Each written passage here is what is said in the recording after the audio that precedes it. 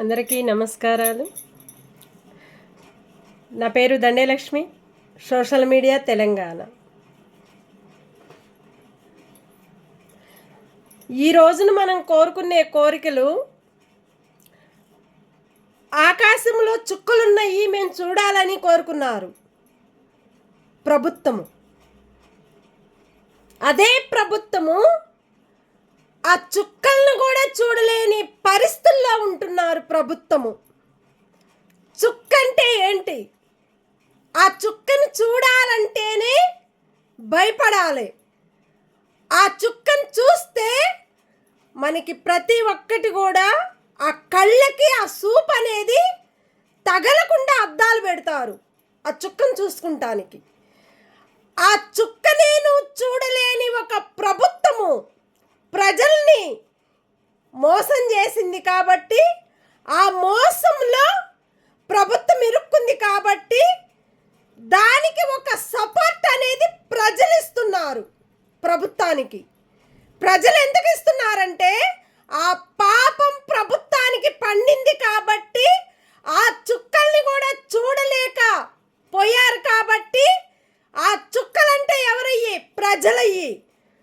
ఆ చూడాలనే సూపుని ప్రభుత్వాన్ని, ఒక ప్రభుత్వమే ప్రజల్ని చూడలేని ఒక సూపుని, పట్టించుకోలేని ఒక మాటని నిలబడలేక అలాంటి చుక్కని చూడాలని కోరుకున్న ప్రభుత్వము కింద పడిపోయింది. ప్రజలు చూసే సూపును కూడా దగ్గరికి రానియకుండా అయిపోయింది.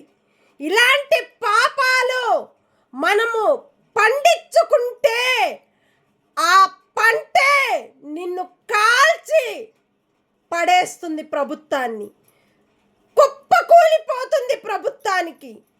ఇంతమంది ప్రజలు ఏడుస్తున్నా ఒక చుక్క ఏడ్చిందంటే ప్రజలు బాధపడే చుక్కే ఏడ్సే ఏడుపు అనేది ఆ చుక్క ప్రజల కోసం ఏడుస్తుంది, ప్రజల కోసం కష్టపడుతుంది, ప్రజల కోసం దీవిస్తుంది, ప్రజల కోసం కాపాడుకుంటుంది. ప్రజల్ని మంచిగా చూసుకోవాలి ప్రభుత్వం అని కోరుకునే చుక్క, ఆకాశంలో ఉండ చుక్కనే ప్రభుత్వం కుప్పకూలిపోతుంది. ఇలాంటి కుప్పకూలే ప్రభుత్వాన్ని మళ్ళా రానియద్దని కోరుకుంటున్నారు ప్రజలు. చుక్క ఇలాంటి చుక్కలు ఉండబట్టే, ఇలాంటి ప్రభుత్వము రాబట్టే, తప్పులకి ప్రభుత్వం ఉండబట్టే, ఇలాంటి తప్పు లెక్కలు చేసుకొని, తప్పు లంచాలు తీసుకొని, తప్పు ప్యాకేజీలు ఇళ్లలో పెట్టుకొని, నా గుప్పెడు నా పక్కలా ఉందని కోరుకునే ప్రభుత్వము కుప్పకూలిపోయింది. అలాంటి ప్రజలు మిమ్మల్ని కట్టితో కొట్టి చంపటానికి కూడా ప్రయత్నించారు. వాళ్ళు ఊరుకునేటట్టు లేరు ప్రజలు.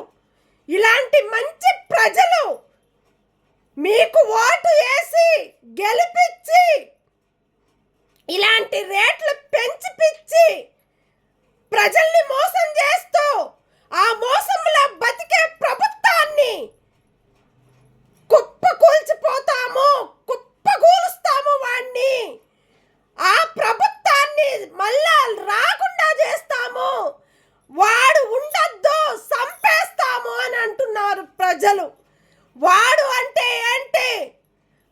ఒక చుక్కని మీరు చూడలేని స్థాయికి మీరు ఎదిగారంటే ఆ సుక్కే మిమ్మల్ని చంపేస్తుంది, ఆ సుక్కే మిమ్మల్ని పైకి లేపుతుంది, ఆ సుక్కే మిమ్మల్ని కుప్పకూలిస్తుంది. ఇలాంటి తప్పులు చేసిన ప్రభుత్వాన్ని బండరాయితో కొడతామంటున్నారు, చంపి పడేస్తారంటున్నారు, వాళ్ళ ఇంటిని కూడా కూలగొట్టిస్తామంటున్నారు.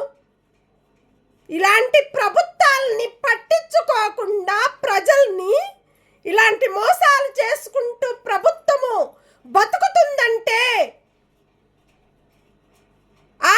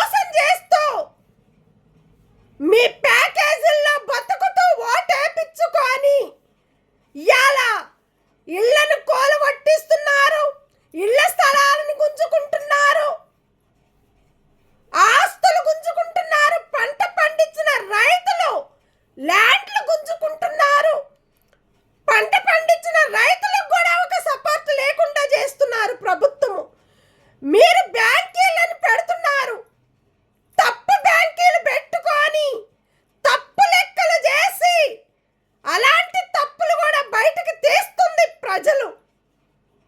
పంట పండించిన రైతులు కూడా తీస్తున్నారు తప్పు లెక్కలన్నీ కూడా. ఇలాంటి తప్పులు చేసి మీరు ఎంత సాధించాలని మీ ప్రభుత్వం కోరుకుంటుందో అలాంటి ప్రభుత్వము ముందుకు రావాలని భారతీయ జనతా పార్టీ ముందుకు వచ్చింది. కాబట్టి ఆ భారతీయ జనతా పార్టీ మాకు ఏ పార్టీ అయినా సరే మాకు అన్నం పెట్టి మా కడుపులు నింపి మా ప్రజల్ని కాపాడుకునే ప్రభుత్వమే మాకు రావాలని కోరుకుంటుంది ప్రజలు. ఏ ప్రభుత్వం గెలిచినా కూడా ఏ ప్రభుత్వం కానీ ఒక ప్రజలకి ఒక మాటకి ఒక ఇలువ కూడా లేకుండా చేసుకున్నారు. ఇలాంటి తప్పులు చేసిన ప్రభుత్వాన్ని వాళ్ళకి సుక్కలు చూపెడుతున్నారు. ఆ సుక్కని కిందకు తోసేస్తుంది ప్రభుత్వాన్ని ప్రజలు.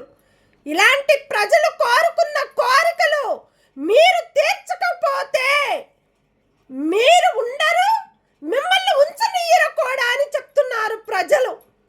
ఏదైనా ఒక కోరిక కోరుకున్న వారికి ఒక దేవుణ్ణి నమ్ముకున్న వారే కోరికలు కోరుకోవాలి. నమ్మకం లేని వాళ్ళని కోరికలు కోరుకోవద్దని దేవుడు చెప్తున్నాడు. అలాంటి దేవతలు దేవుళ్ళని మీరు కుప్ప కూలిపిస్తే ఆ కుప్పే మీ ప్రభుత్వానికి చుట్టుకుంటుంది అని ఎంతమంది ప్రజలు ఇలాంటి మాటలు చెప్పే పెద్దవాళ్ళ దీవెనలు దీవించుకోండి. మీరు పెద్దవాళ్ళ ఆశీర్వాదాలు తీసుకోండి. మీరు మంచి మాటకు ఒక మర్యాద అనేది తెచ్చుకోండి ప్రభుత్వము. ఇలాంటి మాటలు ఇలాంటి ఆటల్ని మీరు ఆట ఆడితే పాటలాగా ఉండాలి. ఆ పాటకి ఒక ప్రజలకి ఒక మాటకు ఒక ఇలువలాగా పాట పాడాలి. ఒక గౌరవాన్ని మనం కాపాడాలంటే